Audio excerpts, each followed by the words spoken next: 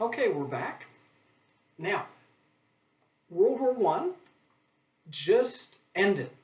So what happens is that we have all of the soldiers traveling back to their home countries and passing through other countries.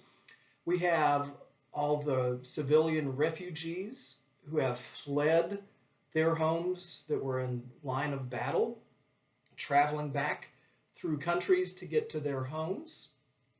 And what happened is the Spanish flu, and a quick little note, it was called the Spanish flu not because it started in Spain. That's false. It did not start in Spain.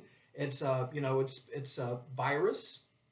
It's called the Spanish flu because it was the Spanish reporters who were the first to discover what was going on. So that's why it was called the Spanish flu. The Spanish flu was a pandemic, which means that it was widespread, not contained. It swept around the globe from 1918 to 1919. Now, if you'll remember that the number of deaths from World War One, right, a little over 10 million people, the Spanish flu killed 40 to 50 million people, and that's just mind-boggling. Killed more people than the Black Death during the Middle Ages, as well as World War One.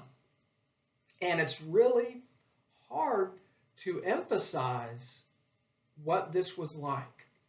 You know, we have a world war that ends, and then right after the world war ends, we have a pandemic that sweeps the globe. So many people felt abandoned by God and just lost hope. Just didn't know how to put this, how to react to this new century that was beginning. So, how did World War One and the Spanish flu change the arts? Because after all, that's what we're interested in, right? This is a literature class. The literature largely turns pessimistic, right? Most people are familiar with pessimism. It's the gloomiest of all possible worlds, of all possible views, excuse me. And stoicism. And stoicism is that when one is indifferent, right? Indifferent to joy, grief, pleasure, pain. It's just indifferent, right? So it's a dark worldview and a worldview that people are just numb to. Now, this is one of the key principles of modernism. The world has become broken. It is a puzzle. It is fragmented. Now, what we mean by fragmentation is that in the other periods that we've been moving through in world literature, there have been guiding principles. But in modernism, there is no guiding principle. In other words, so many different writers are doing so many different things, there's really no guiding principle. There's no way to pull everything together. So thusly, this lack of a guiding principle is called fragmentation, and it becomes the guiding principle. So that's what we mean by fragmentation. Now, in modernism rejects values of progress, social responsibility, and morality, right?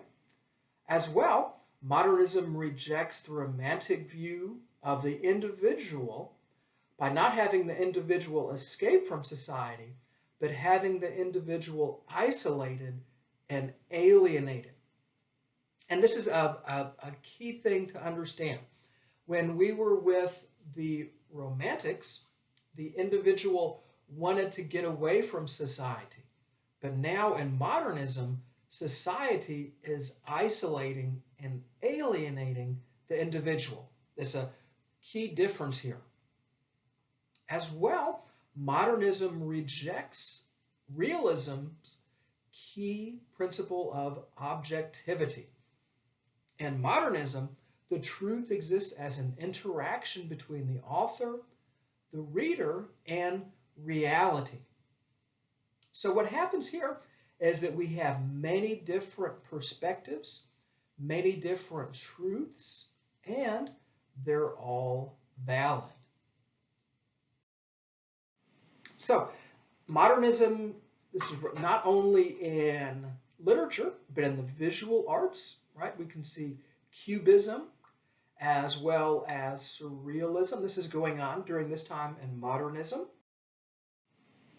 And to jump back to literature, some of the characteristics that we can see in writing will be stylistic innovations.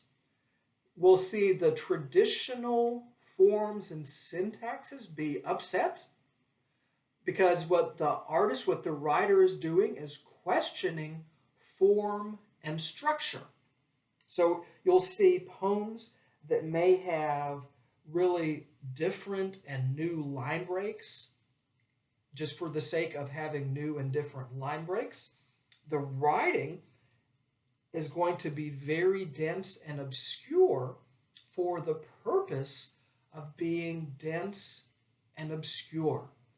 During this time, the writers wanted to make their poems or their novels really challenging for the reader. As well, we can look to see the works to reflect modern attitudes. We'll have challenging of traditions, a lot freer expression on sexual and political matters, alienation of the self, and the anti-hero. Now, before, when we had a hero in literature, that character was a good, noble character. In other words, when that character had the choice between right and wrong, that character always did the right thing. It was viewed as a role model for the reader. But now we have the anti-hero. So now we're going to have a character who's the opposite. Might be mundane, commonplace, and not noble, but ignoble. So in other words, these characters might not necessarily do bad things, but they're not doing good things either. They're, kind of find their way around these choices. And we'll pick up with the next slide in the next lecture.